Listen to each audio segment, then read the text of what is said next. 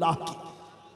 अगर आपको यकीन है कि नबी हमारे साथ है और हम नबी के हैं तो दुनिया के इन मामलात से खौफजदा होना छोड़ दो। मॉब लिंचिंग की बात, इस राजस्थान के इलाके में कई मामलात हुए, हम इस बात से डरते नहीं और उनको जवाब दे करके जाते हैं।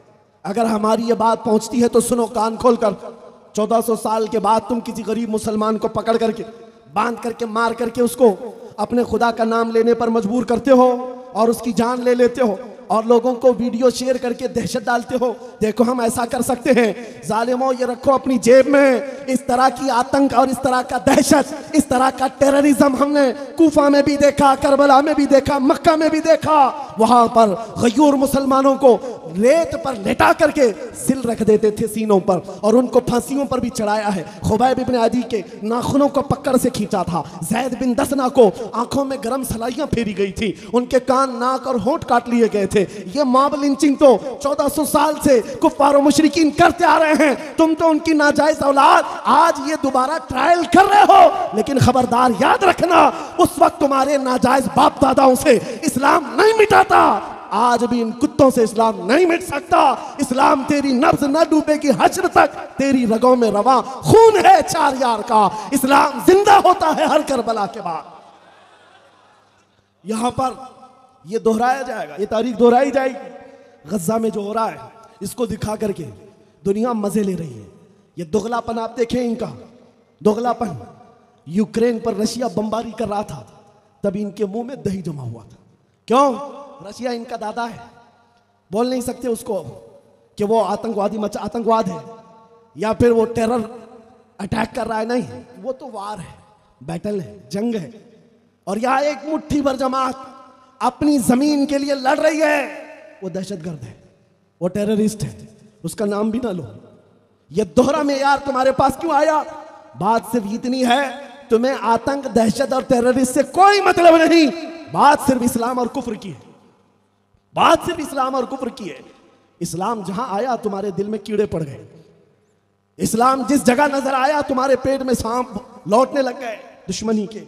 ये दोहरा मेयार मीडिया में भी देखोगे, पूरी दुनिया में भी देखो, लेकिन इनके प्रोपेगेंडा करने से कुछ फर्क नहीं पड़ता, कुछ फर्क नहीं पड़ता।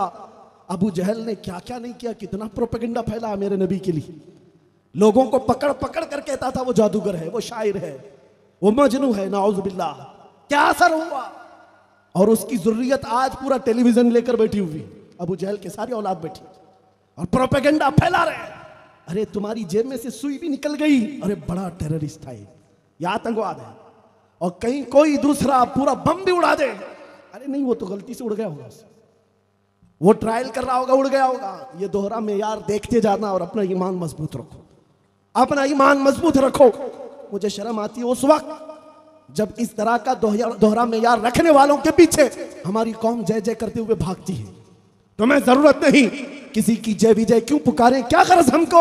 हमें काफी है सैयद अपना नारा या रसूल अल्लाह, हमें काफी है सैयद अपना नारा।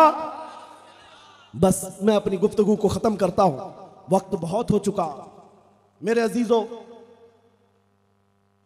यहां पर बासनी के लिए जो मैं जब से तौर पर हिंदुस्तान ही में नहीं पूरी दुनिया में तुम्हारा जो नाम है वो इसलिए नहीं है कि ये नागौरी बासनी वाले दूध और चाय बेचते हैं, दूध और चाय वाले नागौरी अपनी जगह पर, लेकिन तुम्हारी शोहरत इस बात पर है कि ये शरीयत की पाबंदी करते हैं और इनके यहाँ गलबा आशिकाने मुस्तफ़ा का है।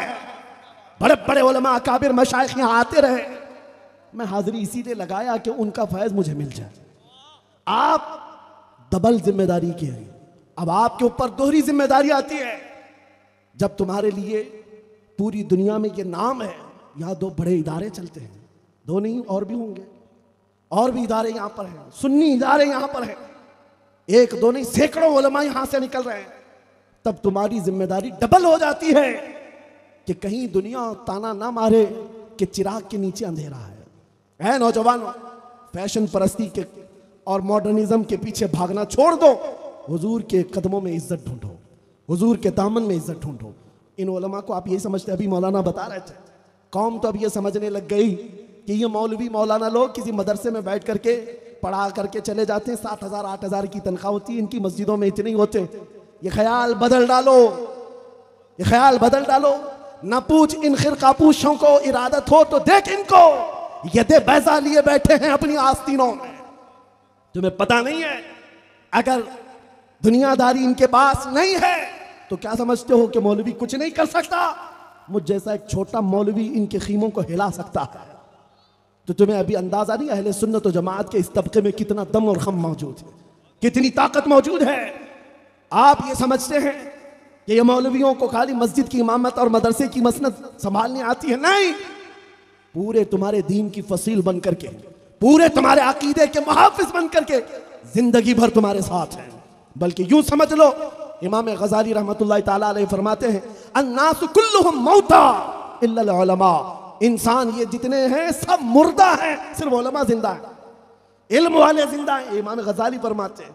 लेकिन साथ में आपने और भी फरमाया है, उलमा इस बात पर ये ना समझ ले कि हम जिंदा हैं ये मुर्दे हैं। उलमा के बारे में आपने फरमाया कौन से उलमा जिंदा हैं? जो अपने इल्म पर अमल करते हैं। और फिर आपने फरमाया अल्लाह की खशियत रखते हैं, वो उलमा जिंदा हैं। बहरहाल यहाँ पर भाषणी वालों की ये डबल जिम्मेदारी है, इश्क रसूल का चिराग रोशन करो, अपने बच्चों की तरह